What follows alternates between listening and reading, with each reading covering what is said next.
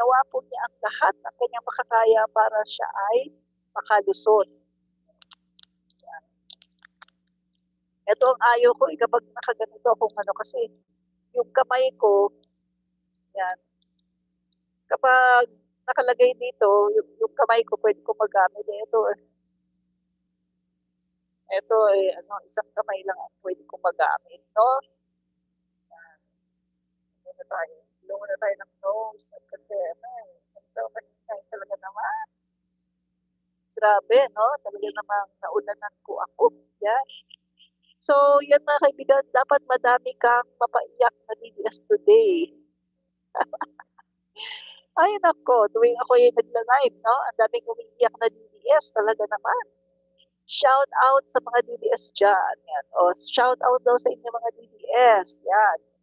So, yun nga mga guys, no? Kapag ako yung nagla-live, ay umiiyak talaga ang mga DDS. At makita ko sa aking PM, sa aking mga messages, no? Kahit sa Facebook, sa aking page, ay talaga naman ang daming mga pinagmumura na ako at pinag-curse na ako maging sa TikTok, no?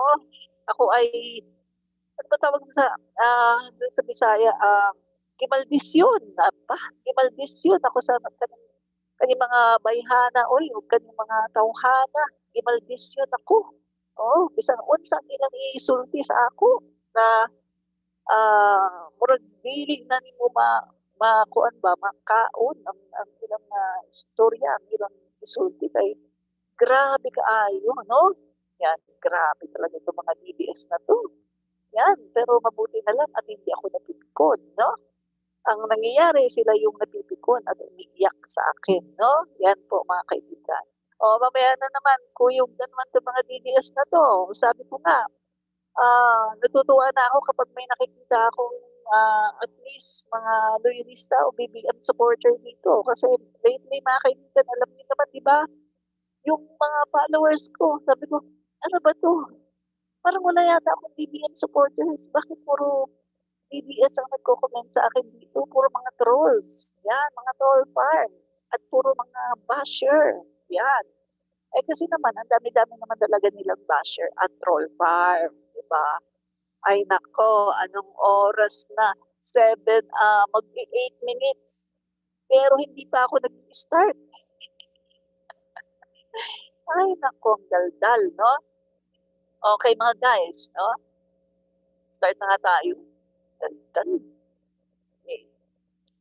So, eto na mga kaibigan, no? Eto. Ang topic po natin ngayon ay unahin po natin ito. Topic natin. Okay. Eto. Cash deliveries. Cash deliveries, mga kaibigan. Paalala lang natin konti ito, no? Di ba itong si VP Sara Duterte? Panay bintang, no? Kay dating Speaker Martin Romualdez. Na si dating Speaker Martin Romualdez daw ay meron daw nagdi-deliver daw yung mga tao, no? Yung mga tao, mga kickback daw. Nagdi-deliver daw kay Speaker Martin Romualdez. Di ba yan yung mga sinasabi ni Sara? Pagkatapos, meron pa sinasabi si Sara na tumatanggap din daw si dating Speaker Romualdez ng pogo at saka drug money. Kamukat-mukat mo, siya naman pala ito. Kamukat-mukat mo, siya naman pala ang tumatanggap ng pera sa pogo at saka drug money. Ayan, merong kumanta, di ba? May kumanta na si Madriaga, yung cash deliveries. Yan. At eto merong physical money trail. Yan, ang hindi maaring mas pasubalian, hindi mapapasinungalingan, hindi Sara Duterte. Kasi merong money trail. Diba?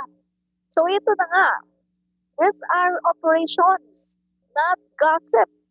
Yan, operation ito, hindi ito chismis, no?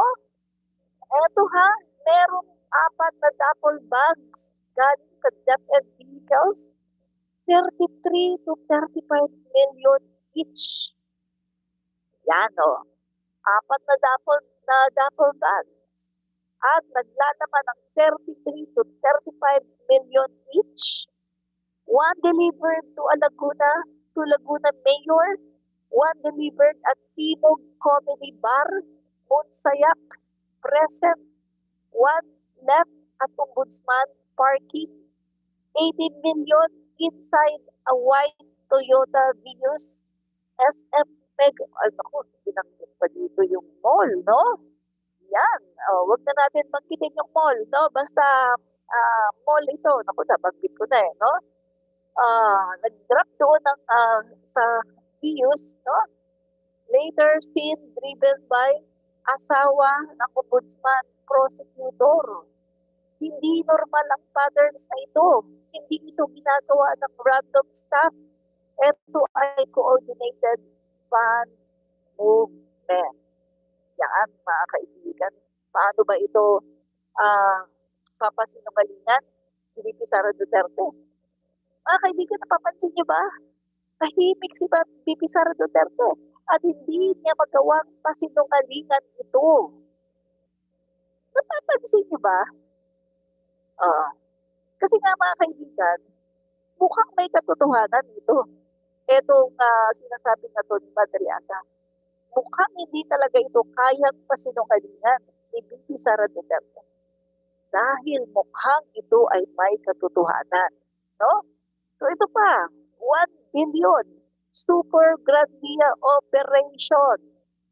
Noong 2020, mga kaibigan, 1 Super Grandia 2020, 2021 Super Grandia loaded with 1 billion.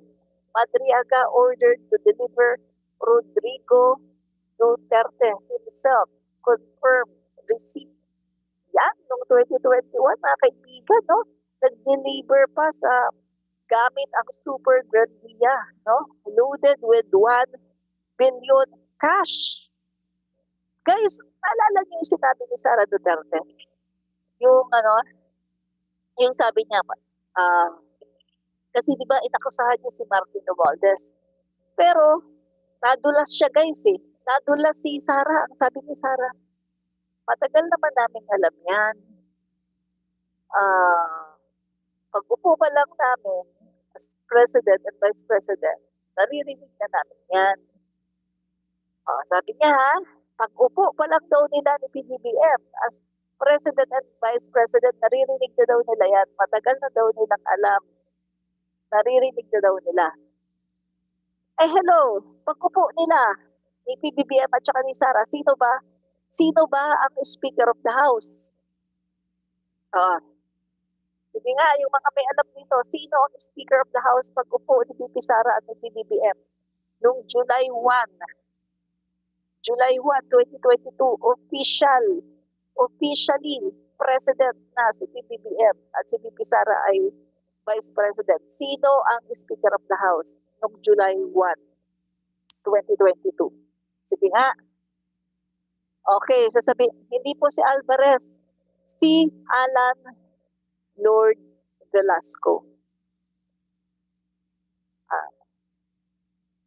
Wait. Si Cayetano na pala, no? Kasi, tama, si Alan Lord Velasco. Kasi ganito yung mga kaibigan, si Digong, ang daming niyang Speaker of the House. Yung unang Speaker of the House ni Digong, si Alvarez. Yung pinatalsik ni Sara, natandaan niyo yun, si Alvarez. Yung pinagmalaki pa ni Digong, nasabi ni Digong, be careful of that woman. Kita nyo, nag-ooperate siya sa Davao, pero natanggal yung speaker, si Alvarez. Pinagmalaki pa ni Digong, Yan. Unang speaker ni Digong, si Alvarez, yung pinatalsik ni Sara. Kaya nga si Sara, akala niya mapapatalsik niya si Speaker Romualdez kasi gawain din niya, no? Kasi kakutsaba niya si Aling Maliit, no? So akala nila, kaya nila si Speaker. Hindi nila alam, pagdating kay Speaker Martin, hindi nila kaya dahil loyal ang mga congressman kay Speaker Martin kasi magaling mamuno, no? So, ulitin natin yung unang speaker ni Digong, si Alvarez. Pangalawa, si Cayetano. Cayetano ha. Tapos, nung natapos na si Cayetano ng 2 taon, sumunod naman si Velasco.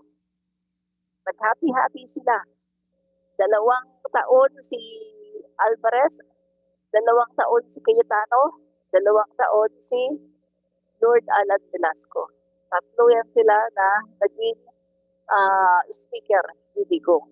Pagpasok ni PBBM as president at saka si Sara as vice president, ang Speaker of the House ay si Lord Alan Velasco. So meaning to say, pagpasok nila, yung sinasabi ni Sara Duterte na matagal naman namin alam yan, yung pag-deliver ng pera. Sabi niya, matagal na namin alam yan. Kasi pagpasok pa lang namin, no, as President and Vice President, naririnig na namin yan, matagal na yan. So meaning to say, panahon pa lang ng tatay niya, ang Speaker of the House ay si Alvarez, si Cayetano, at saka si Velasco, ay ginagawa na pala. At nung pumasok si PBBM at si Sara noong July 1, ang Speaker of the House ay si Lord Alan Velasco. Kasi etong si Speaker Martin Romualdez, naging Speaker of the House siya July 25. July 25 siya naging Speaker of the House. Yun ang nakalagay. Nagbukas ang 19th Congress noong July 25, 2025. So meaning to say, meron ng yung dalahan ng pera sa suitcases, sa duffel bag. Panahon pa lang ni Duterte, andyan na. At alam ni Sara Duterte kasi isa siya sa lumalabas ngayon na tumatanggap ng pera sa Pogo at saka sa drug money ayon dito kay Madriaga.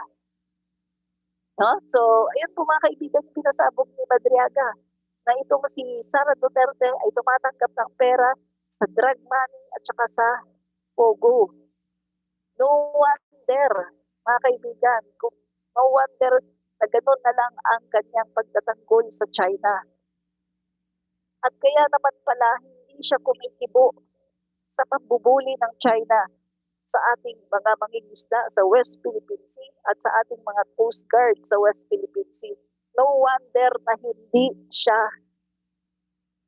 kumokondena sa action ng China dahil pala tumatanggap pala siya ng pera galing sa Pogo at drug money at galing din sa China. Kasi yung mga maikalya, Chinese yan. So yan mga kaibigan ang tanong natin ngayon, bakit tahimik si Sara Duterte? Bakit ayaw niyang i-debunk ang mga sinasabi ni Madriaga? Diba kilala niyo naman si Sara Duterte? Konting kibot. Oh, press con agad. Oh, sige. Dal-dal-dal. Ano agad siya? Oh, debunk ka agad niya yan. Bakit ngayon? Bakit wala siyang kibo? Bakit hindi niya pasinungalingan ang sinasabi ni Madriaga? Kasi totoo. Totoo ang sinasabi ni Madriaga. Totoo. Diba? So mga kaibigan, etong mga DDS, tinatry nila na yung affidavit ni Madriaga ay sirain at gumagawa sila ng fake news. Ikaso, dinibang kaagad ng mga DDM vloggers at si Madriaga mismo ang nag-debunk with evidence. Alam mo yung ginagawa ng mga DDS vloggers tsaka si nina Jay Sonsa? Ninasasot. Alam niyo sinasabi nila? They put words into Madriaga's mouth sa pamagitan ng affidavit. Sinasabi ni Nasasot, nina Jason sa na sinabi daw ni Madriaga doon sa affidavit na mag-classmate daw sila. Ngayon napahiya sila kasi pinakita yung affidavit, wala kang makikita na nagsabi doon si Madriaga na magkaklase sila. Wala kang makikita ni isang sentence na sinabi doon, wala.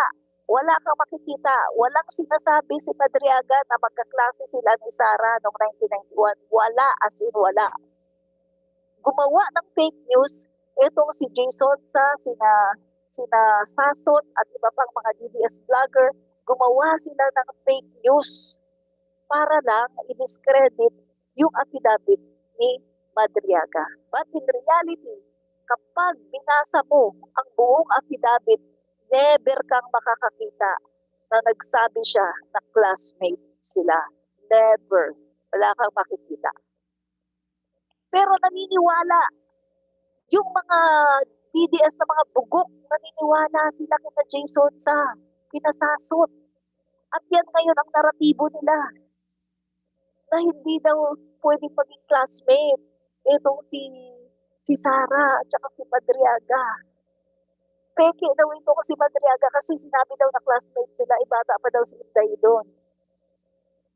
Well, kayo ang peke dahil walang sinabing ganon si Madriaga. Pinakita ang kanyang affidavit. Ilang pages yun pinakita, walang ganon. Ewan ko lang, baka mahina kayo sa comprehension. Baka hindi kayo nakakaintindi ng English. Kasi kung sasabihin nyo na may nakita kayong sinabi na classmate niya, aba, hindi nga kayo nakakaintindi ng English. Bobo kayo. Diba? Nahasan kong sinasabi, bobo kayo. Bobo.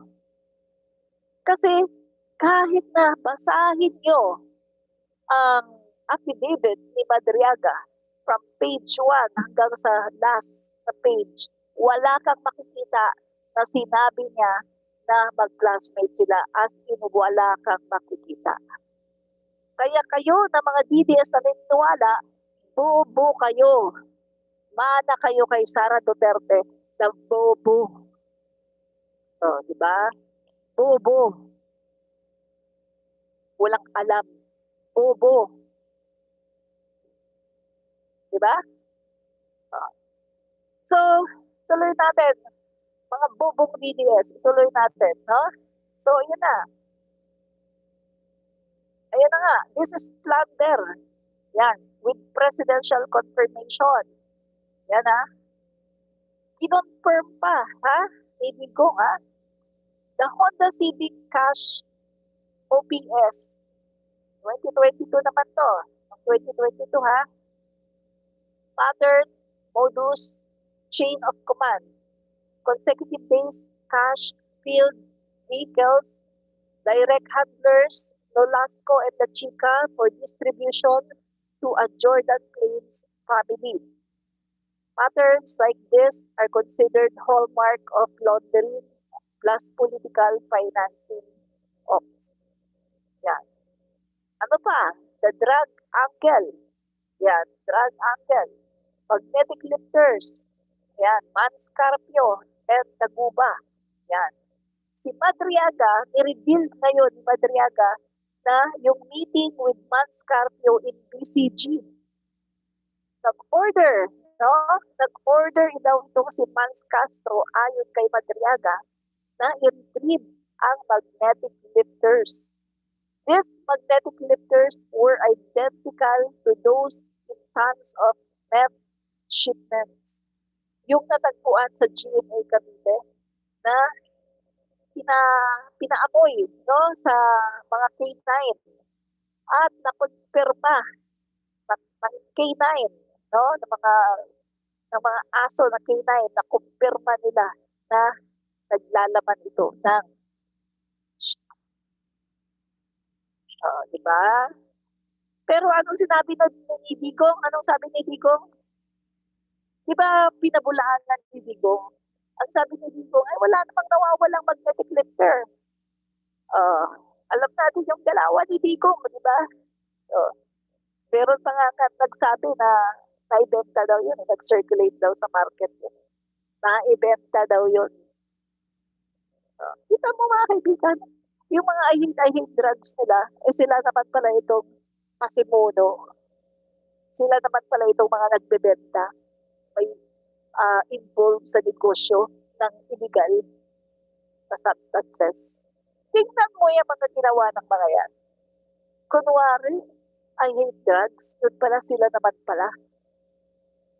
Diba? Sila naman pala itong involved sa droga.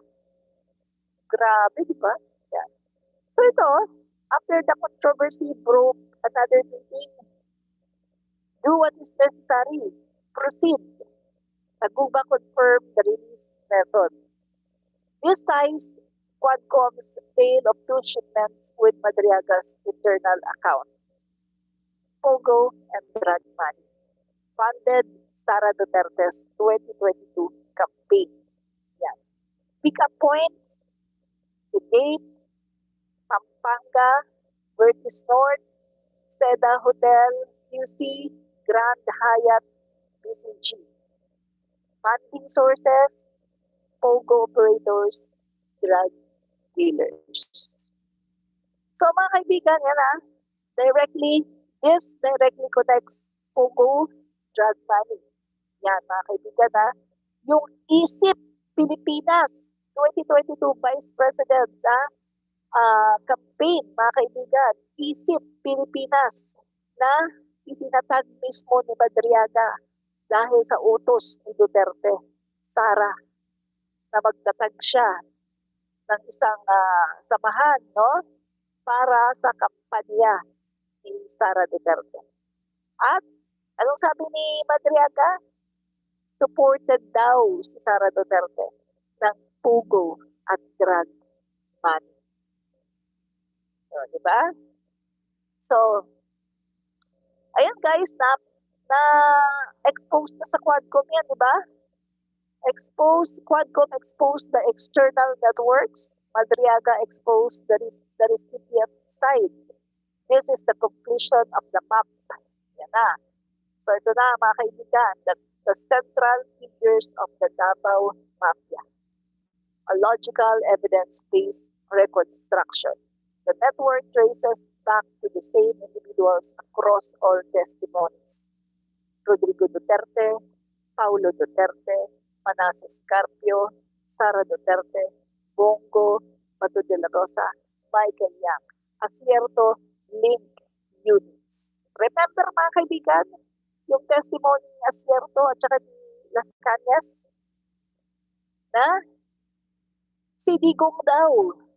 Mga kaibigan Duterte is the Lord of all drug lords in Southern Philippines. Remember that? At hindi lang si Las Cañas ang nagsabi. Pati si Asierto. Diba? Nag-imbestiga ang kanyang team. Ang sabi ni Asierto, nag-imbestiga ang kanyang team at nalaman nila na eto, yan sina Michael Yang, yan, may mga S laboratory. Nagkalat yung S laboratory nila sa iba-ibang panig ng bansa. Meron din diba sa Davao. Nagkalat. At yung mga kaibigan, di ba?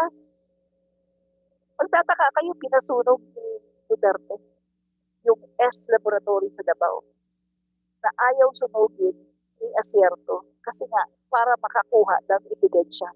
Pero si Duterte, pinasunog niya talaga. Bakit kailangan ipasunog ni Duterte? Para masunog din ang lahat ng ebidensya. Yun lang yun mga guys. Kaya pinasunog ni Duterte ang S laboratory